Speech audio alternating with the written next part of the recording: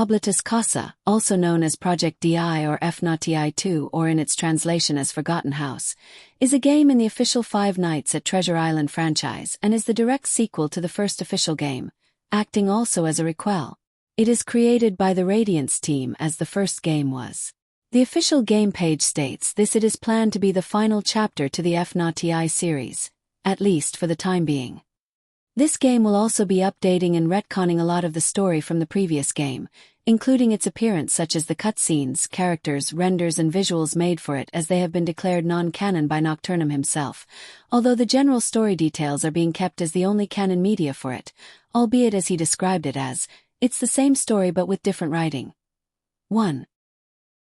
December 1, 2004. Dr. Jared Rowley is interviewing the now-found Jake Smith, who had been declared missing after something known as the Discovery Island incident. Jake had been found months prior on July 23 and had been taken into custody, having displayed signs of apparent paranoia and delusions. He was now considered a suspect in the disappearances of his fellow co-workers, Greg, Lisa, and Henry. Jake is asked by Rowley to recount his year on the island. However, he refuses. After this point, we witness Jake's time on the island, after leaving Pirate Caverns. On night 1, Jake was now hiding out in a cabin, seemingly trying to survive. All he had was a notepad informing him that his friends had died, and that it could help him. On this night, he encountered two new faces, Willie and Belial.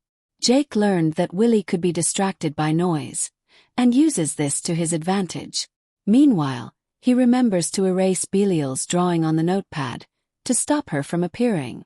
Before Jake is able to finish the night, Mother suddenly attacks and kills him. Jake wakes up in a mysterious place known as post-mortem. Here he encounters new enemies in the form of the Shades, and learns that if he finds 3 Mickey Mouse heads, he can have a second chance at surviving. He fended the Shades off with ease, all while collecting the Mickey heads. After this, Jake was brought back to life, just as 6 a.m. hit, causing Willie and Belial to disappear. Jake then found himself in the island's tunnel system, and tried to escape. However, he wasn't alone, as he would end up having an unwanted reunion with the now decaying Hourglass, who had retreated into the tunnel system after the events of Pirate Caverns. Thankfully, Jake was able to escape, although this was just the beginning of his and Hourglass many rematches. On night 2, Jake learned via the notepad that another one of his previous foes had returned, that being the Face, who had left Pirate Caverns and now begun melting in a similar vein to Hourglass. Jake managed to fend Face off by checking the attic from time to time and shining his lighter at him. In addition, he also met Daisy, a creature in similar vein to Disembodied, who he must flash on the cameras to stop.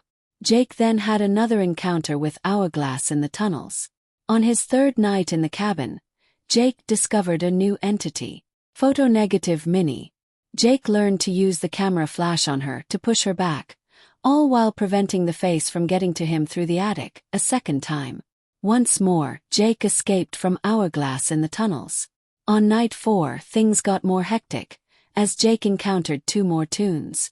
The first was a creepy version of Goofy known as Dippy, who attempted to get to Jake through the cabin's window. The other was Pete, who would occasionally appear in the attic, interfering with Jake's attempts to get rid of the Face.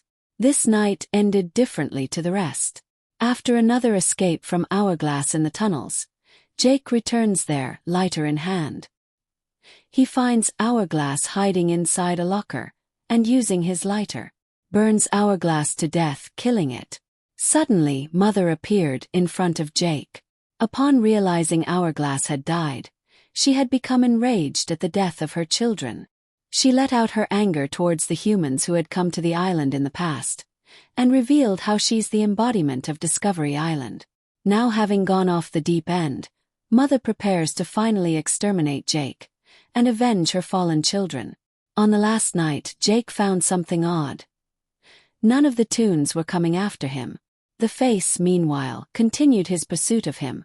However, it had become more aggressive, and was deforming even more.